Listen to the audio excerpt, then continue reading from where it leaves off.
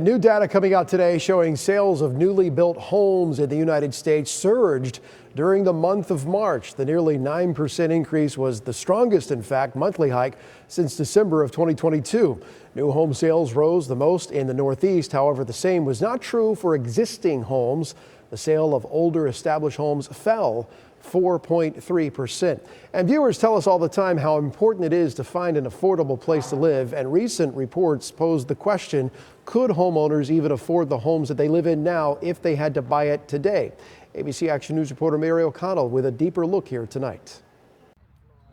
As friends Alma Williams and Debra Mimmenger worked in a morning stroll, they reminisced about the good old days of how much they bought their homes for decades ago. Well, 80,000, probably 80,000. About 70,000. But the price tag today? Close to 400,000. Everyone keep trying to buy it for me, but no, I'm not leaving. And Mimmenger thinks if she were to buy her home today, she wouldn't be able to afford it. I put too much in it, and the house is too expensive now. If I was actually to buy my house now, I would have to have bought 2 jobs.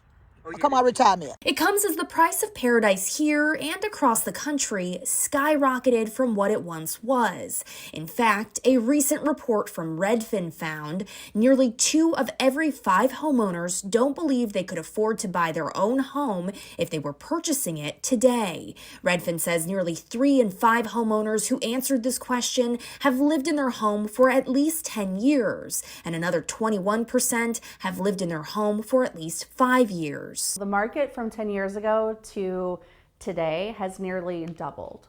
So, if not almost tripled. I sat down with Jessica Racemont, a realtor at South State Legacy Realty. She tells me there's a couple factors, like during the 2020-2021 boom, where a lot of people were moving to Florida. You had people coming in, paying cash and paying over the value. So you had a lot of bidding wars. So that set the standard a bit with the home prices. On top of that, you do have corporations that were coming in and overpaying for homes everywhere throughout the Tampa Bay area in order to turn those homes into rental homes. Redfin also points to other reasons like rising mortgage rates. Racemont encourages if you're buying a home to not buy more than you can afford in your monthly payment. And from one owner to the next, their advice? If you got a house, stay in your house. In Tampa, Mary O'Connell, ABC Action News.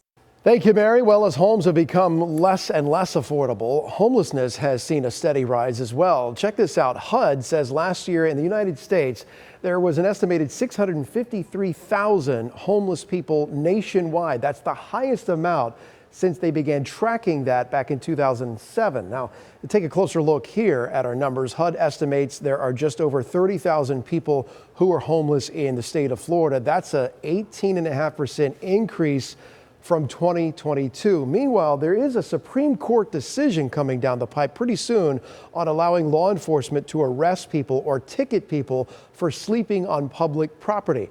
This all stems from that case out in Oregon where an appeals court ruled that these punishments are cruel and unusual under the 8th Amendment if people have nowhere else to go.